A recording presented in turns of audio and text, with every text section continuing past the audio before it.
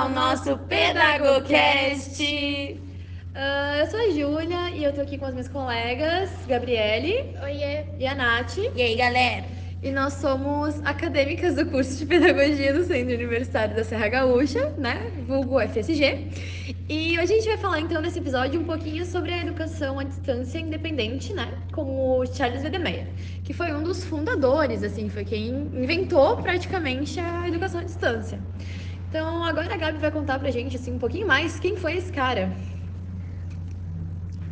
Então, ele nasceu em 1911 na cidade de Milwaukee, nos Estados Unidos. Cidade que até recentemente está um pouco mais famosa, né? Devido a uma certa série controversa aí da Muito Netflix. louca essa série.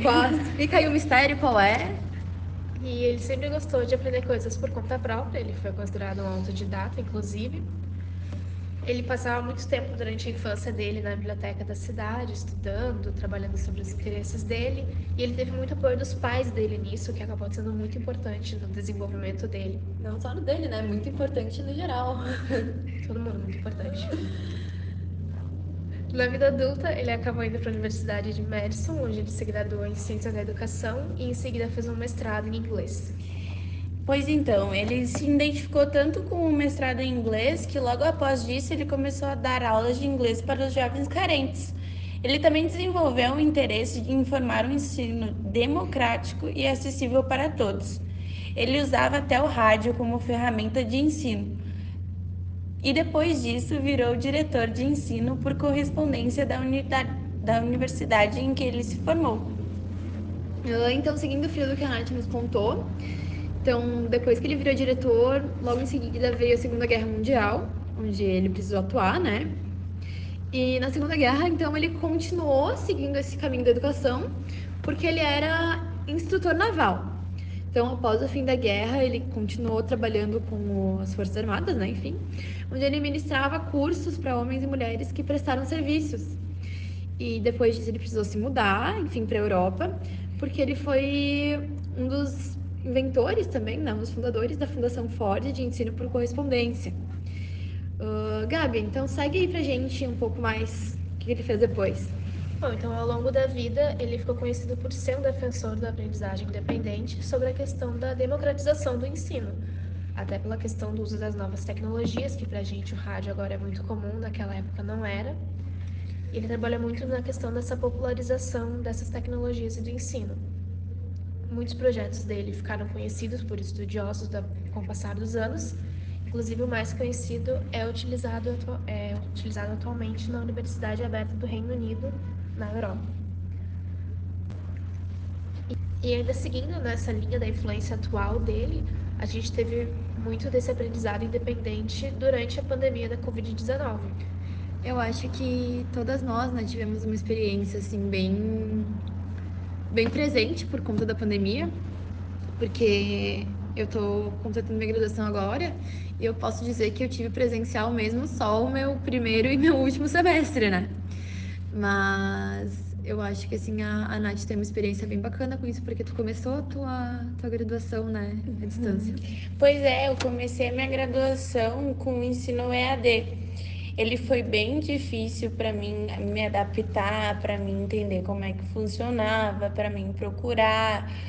Eu tive que pedir auxílios das minhas professoras, da minha coordenadora. Até eu me adaptar e me encaixar no ensino EAD foi bem difícil. Eu tive meus 2 primeiros semestres no ensino EAD.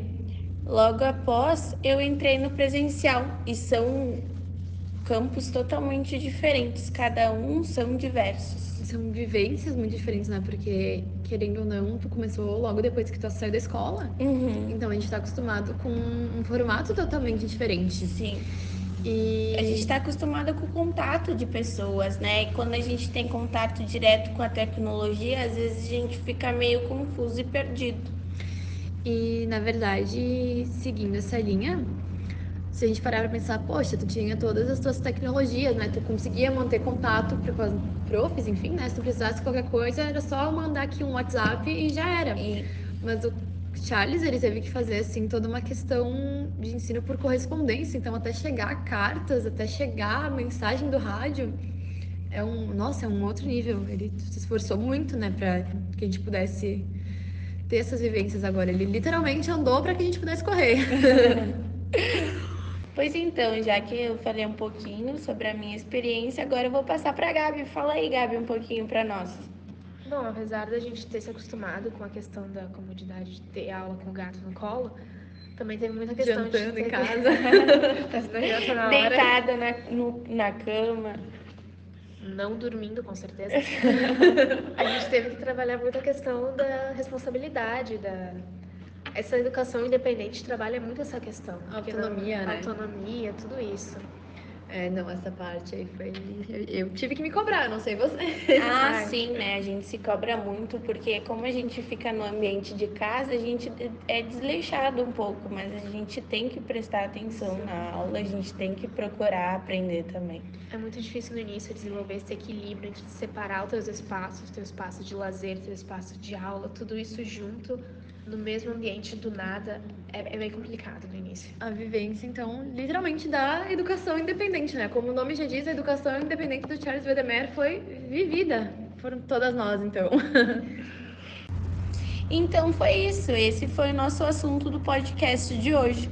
Espero que todos vocês tenham gostado e aprendido muito. E que a gente consiga, então, ter contribuído para o entendimento de vocês sobre como é que começou a educação à distância, né? Que hoje é tão presente nos nossos dias. E é isso, então. Até o próximo podcast. Tchau!